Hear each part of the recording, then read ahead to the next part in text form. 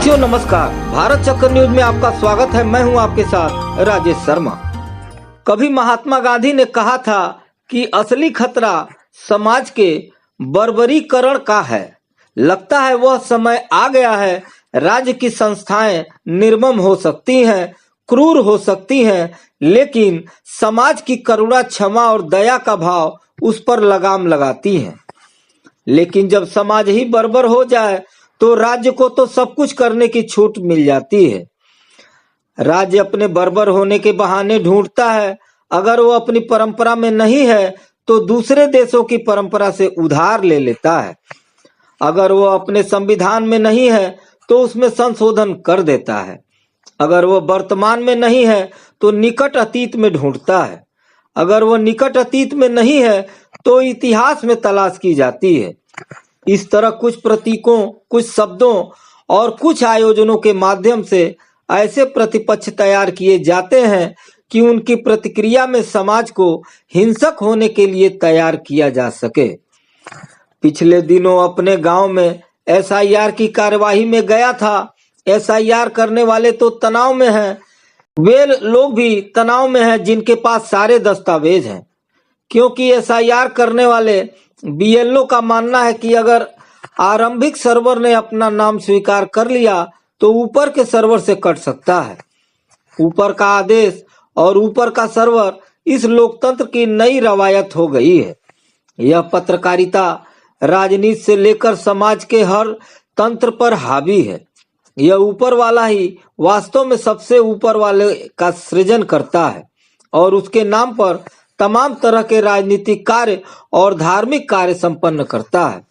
लेकिन वास्तव में उसने राजनीति और धार्मिक कार्यों को इतना मिला दिया है कि यह तय कर पाना मुश्किल है कि क्या इसमें कितनी राजनीति है और कितना धर्म है। वास्तव में वर्तमान राजनीतिक जरूरतों और महत्वाकांक्षाओं को ही धर्म बताया जा रहा है। बीएलओ पर दर्ज होने वाले एफआईआर और उनकी आत्महत्याओं की खबरों से कोई विचलित नहीं है। हालांकि वे मंदिर, मस्जिद और हिंदू मुस्लिम की खबरों से न सिर्फ उत्तेजित होते हैं बल्कि दूसरों को भी उत्तेजित करने में कोई कसर नहीं छोड़ते। ऐसे ही एक महोदय ने कहा कि एक तो बीएलओ की आत्महत्या की खबरें विपक्षी दलों का आरोप है, फिर जिस अनुपात में वे आत्महत्या कर रहे हैं वह तो आत्महत्या के राष्ट्रीय औसत से भी कम है। फिर दूसरे महोदय ने कहा कि यह सब लोग तनख्वाह लेते हैं, रिश्वत लेते हैं, तो काम क्यों नहीं करेंगे। इसी बीच एक अखबार ने प्रदेश के एक पूर्व पुलिस अधिकारी और मौजूदा राजनेता का इस बारे में इंटरव्यू छापा था कि विदेशी घुसपैठियों और आतंकवादियों से कैसे निजात पाया जाए। इसी प्रक्रिया में प्रदेश सरकार ने जिलों के अधिकारियों को आदेश दिए हैं कि जल्दी से जल्दी विदेशी नागरिकों की पहचान की जाए और असम की तरह उनके निग्रह भवन यानी डिटेंशन सेंटर बनाए जाए। विडंबना देखिए कि अयोध्या में रामायण विश्वविद्यालय बनाने वाला समाज रामचरितमानस की उन पंक्तियों को विस्मृत कर चुका है जो राम ने विभीषण को अपने शिविर में स्वीकार करते हुए कही थी।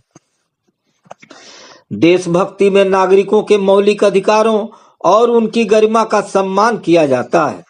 मानवाधिकारों का सम्मान किया जाता है, विपक्ष का सम्मान किया जाता है और विपरीत मतों का आदर किया जाता है। मानव मात्र के प्रति संवेदना होती है, लेकिन राज्य भक्ति राज्य की हर बात और हर कार्यक्रम का आंख मूंद कर समर्थन करने को बाध्य करती है। वह एक आज्ञा पालक समाज बनाती है जो लोकतांत्रिक समाज के मूल्यों को तिलांजलि देकर ही बनाया जा सकता है। लेकिन जो लोग सोचते हैं कि ऐसा समाज बहुसंख्यकों के लिए स्वर्ग होगा और अल्पसंख्यकों और दलितों के लिए नरक होगा तो वे गलतफहमी में हैं। वह समाज बहुसंख्यक समाज के समृद्ध वर्ग के लिए भी नरक हो सकता है। इसकी झलक हाल ही में इंडिगो एयरलाइंस की उड़ानों के रद्द होने पर हवाई अड्डों पर नरक भोग रहे हजारों यात्रियों ने देखी होगी और उसे भोगा भी होगा।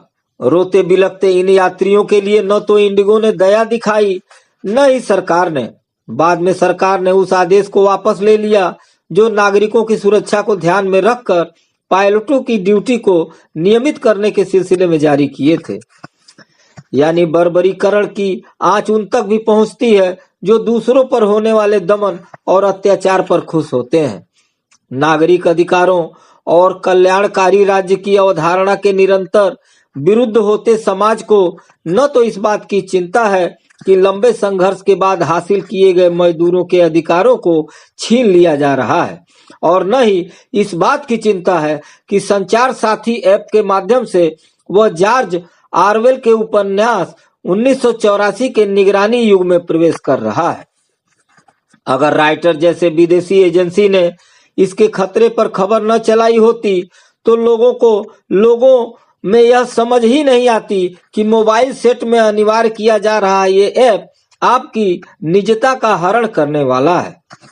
तमाम लोग फोन सेट की सुरक्षा पाने और फ्रॉड से बचने की गलतफहमी में उसे डाउनलोड कर चुके थे। लोग इस बात का स्मरण नहीं करना चाहते और मजदूरों ने कितनी लंबी लड़ाई के बाद अपने हितों के लिए 29 कानून पारित कराए थे और सामूहिक सौदेबाजी और 8 घंटे काम करने के हक हासिल किए थे। 4 लेबर कोड ने उन पर ग्रहण लगा दिया है। इनसे कार्यस्थल पर स्त्रियों की सुरक्षा का कानून भी हाशिए पर ठेल दिया गया है। ऐसे लोग भला यह कैसे याद करेंगे कि मनुष्य ने सभ्यता के लंबे इतिहास में कितनी कठिनाइयों से निजता का अधिकार पाया है। वे उसे सहज ही गंवा देना चाहते हैं। भला वे लोग यह कैसे बताएंगे कि बुलडोजर न्याय की पटकथा इसराइल से लाई गई है, जो कि फिलिस्तीनियों के नरसंहार के लिए तैयार की गई थी। बुलडोजर न्याय का मकसद सिर्फ अतिक्रमण हटाना या अवैध निर्माण हटाना नहीं है। उसका लक्ष्य राज्य की सत्ता का आतंक पैदा करना है। राज्य वह आतंक नागरिकों के साथ साथ मीडिया के भीतर भी पैदा करना चाहता है, ताकि वह या तो बुलडोजर न्याय का गौरवगान करे या फिर चुप रहे। अगर कोई प्रशासन के भ्रष्टाचार पर लिखने और बोलने का साहस करता है तो उसकी स्थिति न्यूज शहर के अफराज अहमद डैंग जैसी होगी, जिसे अपने घर पर बुलडोजर चलने की रिपोर्ट खुद ही करनी होगी। गजा पट्टी में इसराइल ने यही सब किया है। ऐसे समय में विपक्षी दलों और नागरिक संगठनों की चुनौतियां बड़ी हो गई हैं। यह चुनौती वोट बैंक बचाने और अगला चुनाव जीतने के लिए धन इकट्ठा करने और उससे छुपाने से बड़ी है। वह चुनौती समाज को संवेदनशील बनाने की चुनौती है। वह चुनौती समाज में फिर से लोकतांत्रिक चेतना जगाने की चुनौती है। वह चुनौती यह बताने की है कि नागरिकों की सहमति का अर्थ क्या है और उसे कैसे नियमित तौर पर हासिल करना चाहिए। वह चुनौती उन लोकतांत्रिक अधिकारों के प्रति नागरिकों को सचेत करने की है। वह चुनौती समाज में फिर से साझापन पैदा करने की है। वह चुनौती यह बताने की है भारत क्या है और भारत क्या नहीं है। भारत की सांस्कृतिक और सामाजिक विविधता ही नहीं, उसकी प्राकृतिक विविधता भी उसकी पूंजी है। उसका समतलीकरण करना न तो भारत की देशभक्ति है और न ही सच्चा राष्ट्रवाद है। भारत की नागरिकता न तो धार्मिक है और न ही भाषाई, उसकी नागरिकता क्षेत्रीय है। यह काम बड़ा है और कठिन है, लेकिन इसके किए बिना न तो विपक्ष राजनीतिक दलों का अस्तित्व बचने वाला है और न ही नागरिक संगठनों का और न ही भारतीय समाज का। समाज के बर्बरीकरण रोकने का यही मार्ग है। आज की खबरों में बस इतना ही। कल फिर मिलते हैं देश दुनिया की बड़ी खबरों के साथ। आप देखते रहिए भारत चक्र न्यूज। नमस्कार, जय हिंद।